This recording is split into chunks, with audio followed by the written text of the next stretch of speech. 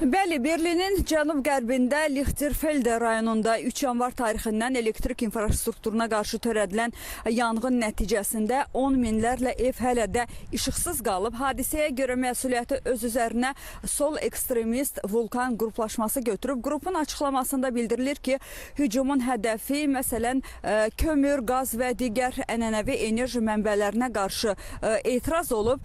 Stromnetz Berlin şirkətinin məlumatına görə bazar günü Lichterfelde'də təxminən 10 min təsərrüfata elektrik enerjisi bərpa edilib, lakin Zehlendorf, Nikolayze və Vanze rayonlarında yerləşən daha 35 min evdə təmir bərpa işləri yanvarın 8-nə kimi davam eləyəcək.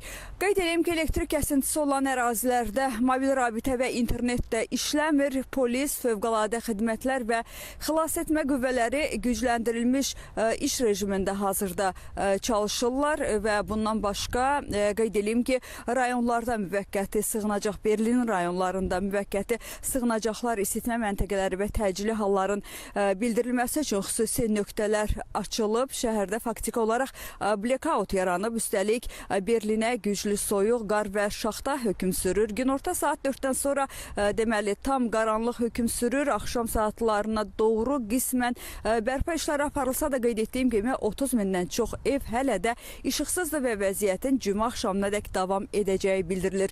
İnsanların bir qismi təxliyə edilsə də çoxları evlərini tərk etməkdən imtina eləyirlər. Qeyd edeyim ki, qaranlıq küçələrdə insanlar işlək nəqliyyat tapmaq, mobil əlaqə olan nöqtəyə çatmaq və ya taksi çağırmaq üçün piyada hərəkət etməyə məcbur qalırlar. Yaşlılar, uşaqlı ailələr, ev heyvanları olan deməli insanlar əşyalarını yığaraq otellərə və ya tanışlarının yanına getməyə çalışırlar.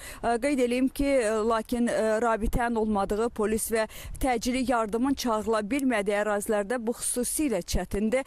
Eyni zamanda işıq və rabitənin olduğu rayonlardan olan könüllülər təşəbbüs göstərirlər. Onlar avtomobillərlə qaranlıq ərazilərə gedirlər, özləri ilə isti qəhvə, dolu termoslar, deməli bundan başqa yüklənmiş powerbanklar və fənərlər aparırlar. İnsanları təhlükəsiz nöqtələrə çatdırır, köməksizlərə kömək edirlər. Qeyd edeyim ki, deməli bu böyük bir problemi qısa müddətdə aradan qaldırmaq qeyri-mümkün görünür və sakinlərin hələ bir neçə gün qaranlıqda qalacağı qaçılmaz olacaq. Belə çatdıracaqlarım bu qədər. Buyurun, söz sizdə.